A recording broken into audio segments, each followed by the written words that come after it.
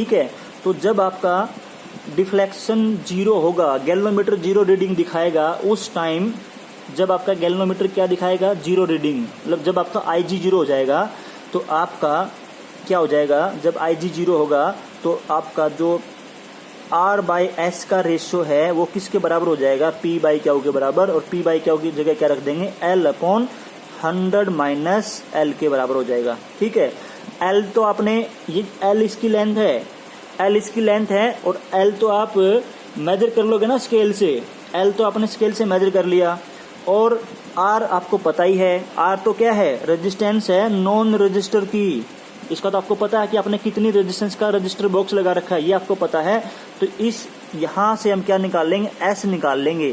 तो आपका जो S आएगा यहाँ से वो कितना आ जाएगा, S = R × 100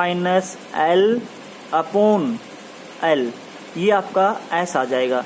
तो इस तरीके से, इस एक्सपेरिमेंटल मेथड से हम क्या कर सकते हैं, किसी अननोन रेजिस्टेंस की रेजिस्टेंस को मेजर कर सकते हैं। ठीक है। तो आपको क्या करना आना चाहिए इसमें, आपको इसमें भाई पहले तो व्हीटस्टोन ब्रिज, ये जो मीटर ब्रिज है ये है क्या, मीटर ब्रिज एक ऐसा इंस्ट्रूमेंट है जो क्या करता है, अननोन रेजिस्टेंस को फाइंड आउट करता है।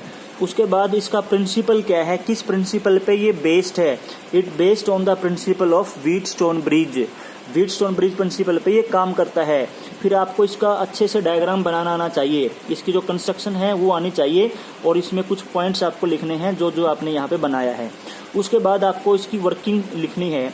वर्किंग में आपको ज़्यादा कुछ नहीं लिखना, वर्किंग में हम इतना ही लिखेंगे कि जब हम जॉकी को, या आपकी जॉकी है B, जब जॉकी को स्लाइड करवाएंगे तो आपका गैल्वेनोमीटर, तो एक ऐसी पोजीशन हमें मिलेगी जहां पे गैल्वेनोमीटर क्या करेगा, 0 रीडिंग दिखाएगा। तो जब गैल्वेनोमीटर 0 रीडिंग दिखाएगा, जब गैल्वेनोमीटर में डिफ्लेक्शन 0 होगा, उस टाइम आपका जो P/Q का रेशियो है वो R/S के रेशियो के बराबर हो जाएगा। ठीक है। तो इसमें आप ज़्यादा थ्योरेटिकल लिखने की बजाय आप इलेक्ट्रिक सर्किट डायग्राम बना के, और इसमें जो कैलकुलेशन है वो आप ये लिख देना। ठीक है। तो ये आपके लिए ज़्यादा आसान भी रहेगा और सही भी रहेगा। ठीक है। अब ये थी आपकी इसकी वर्किंग कंस्ट्रक्शन। इसमें देखो, जब आप एक्सपेरिमेंट करते हो, तो जब भी आप ये एक्सपेरिमेंटल मेथड से आप रेजिस्टेंस फाइंड आउट करते हो, तो आपको कुछ बातों का विशेष ध्यान रखना होता है। वो कौन सी बातें होती हैं, कई बार क्या होता है कि ये जो स्केल लगी यहाँ पे, ये जो स्केल लगी है, इसमें देखो ये जो वायर लगा यहाँ पे, A पॉइंट यहाँ पे है, लेकिन आपकी स्केल थोड़ी सी खिसक गई, मान लो खिसक गई, आपका जो 0 है ना स्केल का, ये 0 इस पॉइंट A से कोइंसाइड करना चाहिए, और ये जो C पॉइंट है ये 100 सेंटीमीटर से कोइंसाइड करना चाहिए। लेकिन कई बार ये थोड़ा आगे पीछे हो जाता है। अगर आपका ये थोड़ा बहुत आगे पीछे है तो इसको बोलते हैं एंड एरर।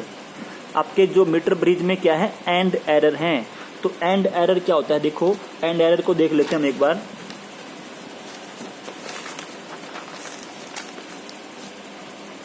मीटर ब्रिज में क्या होते हैं, एंड एरर्स, और ये एंड एरर्स क्या होते हैं, देखो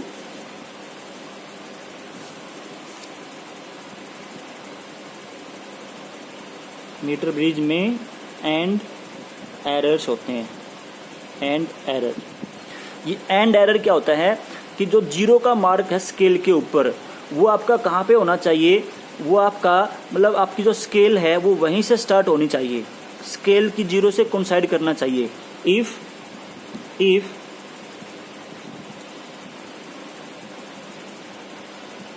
0 mark on scale, if 0 mark on scale does not coincide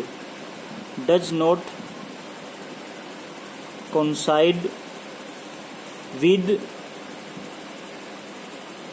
starting point of wire, with starting end of wire or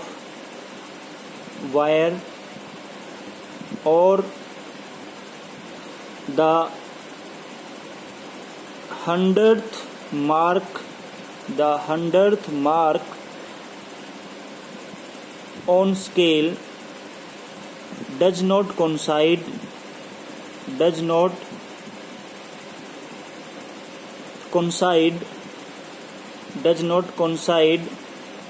with end point of wire, then there will be an error in measured value of resistance. There will be an error in measured value of resistance. This error is known as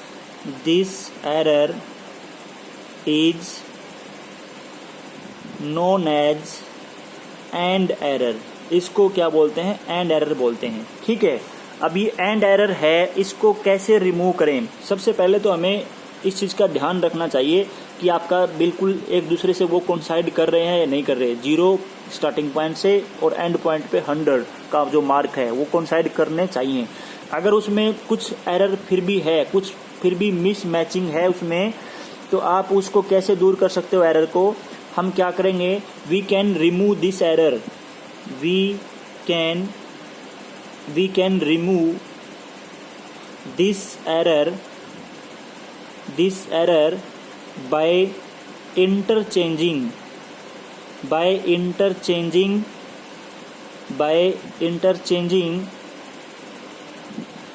R and S resistance.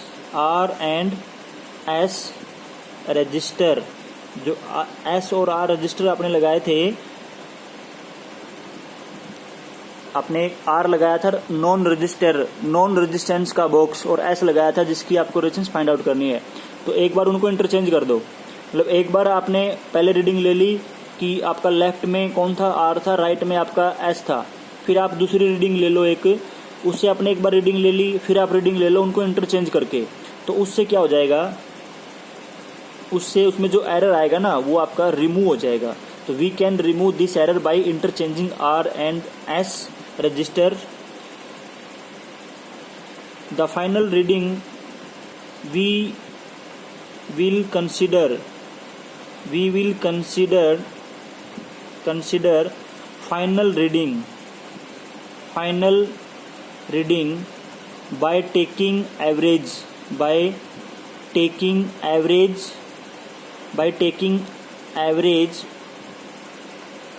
of both readings.